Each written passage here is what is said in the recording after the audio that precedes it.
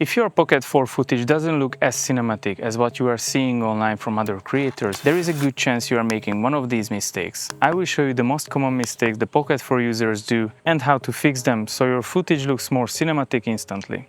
So I think the number one mistake everyone does when they start out shooting on the DJI Pocket 4 or 4P or even previous models, they shoot auto white balance. Now I'm going to show you a quick fix how to use auto white balance, but not to shoot auto white balance all the time. Every time you start shooting and you go to a new scene or new location, go to white balance, click on auto white balance. The auto white balance has improved drastically on these cameras, and they will lock in proper Kelvin, but they will also lock in, if you go to manual, the tint as well. Just go to auto white balance, move the camera to the direction where you're gonna shoot. Let's say I'm going to shoot this way, and then you click on manual.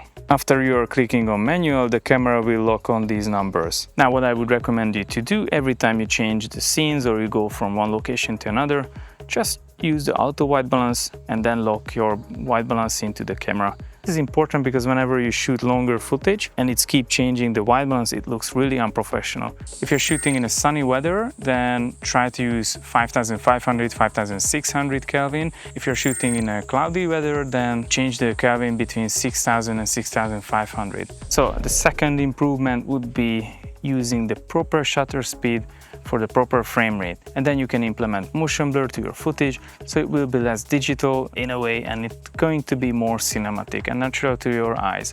Now mistake number 2 and mistake number 3, they are very close to each other, because in order to be able to shoot proper shutter speed, you're gonna need ND filters as well. So if you start implementing ND filters, then you can lower your shutter speed, and in harsh daylight, even in bad conditions, you can shoot a properly exposed scene and you're gonna have more natural look and also some motion blur, and pretty much that's one of the biggest improvement you could do on your camera. Now the next one would be a huge improvement. If you're shooting manual shutter speed, you can have motion blur.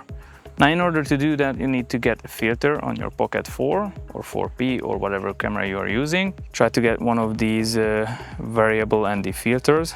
This will make your footage much better because you can have motion blur, and basically you can just expose every time you shoot something. It's magnetic, so you just put it on the camera like so, and then you can adjust the variable ND filter on your Pocket. Let me quickly show you how to expose it correctly. If you go to manual settings, you can set up the base ISO, which is 400 on this camera. And then you would use, let's say I'm shooting 25 frames per sec, so I would have to shoot 150 on the shutter. If you lock on these numbers, your footage not gonna change. Every time you get a different scenario, your footage won't readjust exposure. And then these variable ND filters are amazing. As you can see, you can adjust it quite drastically. If you shoot fixed white balance and you're shooting with ND filters, you're gonna be 2 steps closer to create more cinematic footage. But these two will drastically improve your content.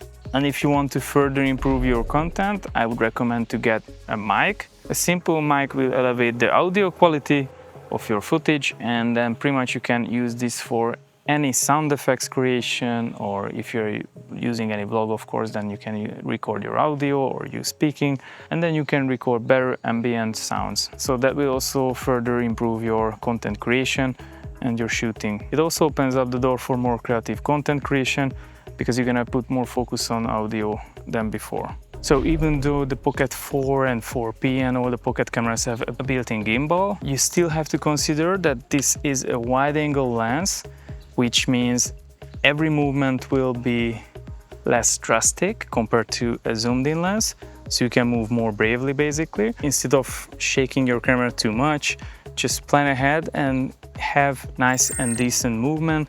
Try to use foregrounds as well to have some reveal shots, and then basically you can have more cinematic shots that way. If you are interested, I can create gimbal movements on the DJI Pocket 4, how to create more cinematic content for social media. But basically what I say, don't move too fast with the camera unless the purpose is to moving fast. That's completely fine in that case. But in general, change directions like this, but instead you do like a half circle, or you just do a push in, pull out, Also, I could see many new creators keeping the camera on eye level.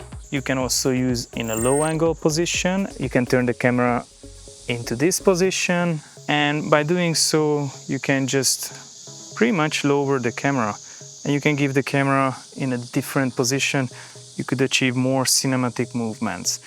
Now, another thing when it comes to movement, and also I think lots of the creators are not utilizing this correctly or well enough. In Gimbal, there is a follow shot, a tilt lock shot, and also an FPV mode. You know, the tilt lock will prevent the camera move up and down, so it will keep it always horizontal and straight. Follow shot is basically just following your movement. And FPV could create a very creative movement, because you can move the camera pretty much any direction, even sideways as well. So I would recommend you to experiment with gimbal movements. And honestly, most of these things could be fixed easily. So it just requires an extra minute of thinking, a few practices, and basically you can elevate your content creation and take it to the next level. And don't forget to subscribe, because currently I'm working on multiple Pocket 4 and 4P videos, which I'm going to release every week while I'm working on them right now in Korea. So see you in the next one.